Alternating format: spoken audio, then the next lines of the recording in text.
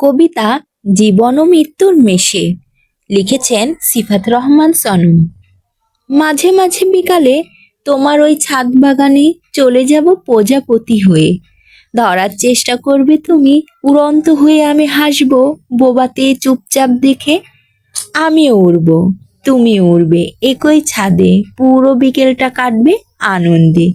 একই ছাদের নিচে যে থাকা হলো না, তাই সখী এমন রূপ ধরেছি শেষে।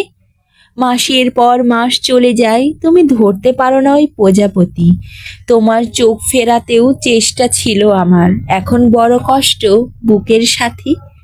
প্রতিদিন রাতে ভাবো, আজও ধরতে পারলাম না ছাদে প্রজাপতিটা রঙিন। আমার কেটে যাচ্ছে দেবী মাসের পর মাস, বছর জুড়ে প্রতিটা দুঃখ দিন।